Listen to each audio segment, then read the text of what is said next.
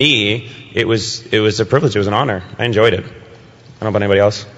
Well, working with Richard Dean Anderson was a hoot because he is such an old hand at this franchise. He just, he's so comfortable with the people on the set, and it was like pretty much our first week when I got to work with him, and being in Vancouver and being on this amazing set. And for him, he was like peeling an orange and kind of blasé about it all. So, it gave a really good perspective. And it, in a way, it was just, it felt really good to have this legacy, and yet we're doing something new.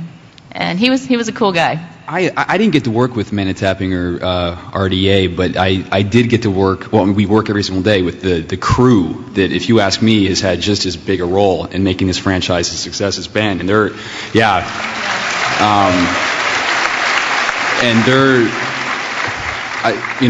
really some of the most skilled, dedicated, laid back, funny, awesome people I've ever worked with. And they really make it a joy. And they're just darn good at what they do. So I sometimes I wonder if they get the recognition that they really deserve, because they're awesome.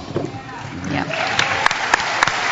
because they work really hard, long hours, and they're so supportive of us, and it just made our jobs so much easier.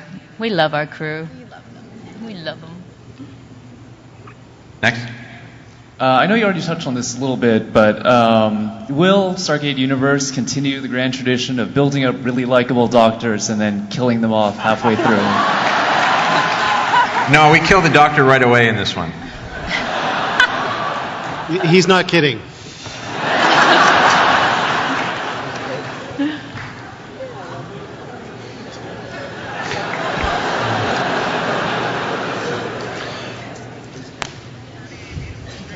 Go ahead, next question. We have time for one, maybe two more questions. Okay. Or one two-part question. No, just a one part. For the cast who haven't already touched on this, how familiar were you with the Stargate franchise or the Stargate universe before you got involved in this project? Luis? I wasn't familiar with it at all. I was a Trekkie when I was growing up. Yeah. But I since working on the show, part of your research, you want to know what's going on. I've watched most of SG1, and so it won me over. I actually like SG1. Love it. Yeah, we gave Brian a list of the shows we didn't want him to see.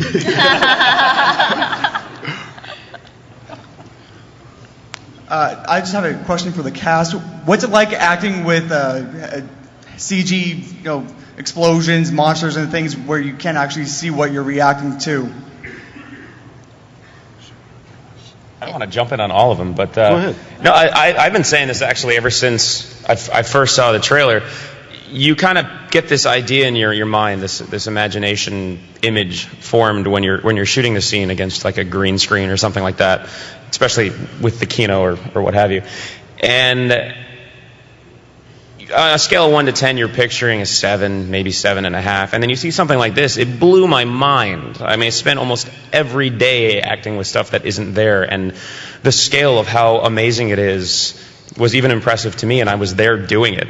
You start to wonder, should I have maybe acted a little bit better to go with this? It's really great. It's a challenge as an actor, I think, but in the end, it looks phenomenal. And I've become such a huge fan myself of the show, not to pat ourselves on the back, but for us, we really do have to imagine a lot of the things. And as a large ensemble, a lot of times we're not in scenes together, and so I get to watch a lot of things that I'll be seeing it for the first time, like you. So in so many ways, there's so much about this show that is an absolute surprise, and it's great to see the CGI surpass your own imagination. You know what's cool though? Andy Makita has what is that? The little explosion trap. Anytime there'd be like a big explosion in a scene, instead of him yelling out "boom," subwoofer on the set during the pilot because there were a lot of explosions going off, and Andy had it hooked up to his his iPod, and he had it explain. He just went crazy with it after a while. It was ridiculous. There was During explosions. lunch too. It was Yeah. just boom, boom. It helps. It helps. It helps a lot when the entire set is shaking. Yeah. That fear is No real. acting required. Next question. Since you'd mentioned that this is your first convention, will we be looking forward to seeing you folks coming back next year, hopefully to celebrate the first anniversary of SGU? I hope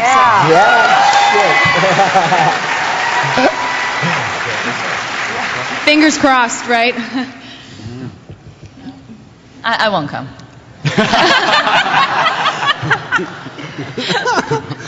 There's actually a couple of our cast members who aren't here. Louis Ferrara and Lou Diamond Phillips aren't here, and it's actually quite a lot. There's a lot of characters in the show who are part of our part of the whole body of the crew aboard the Destiny. There's a lot of people there, and there's some really fascinating characters that all these guys get to play with too.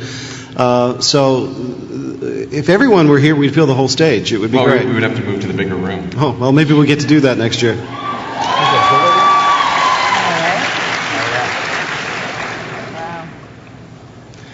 So is that it?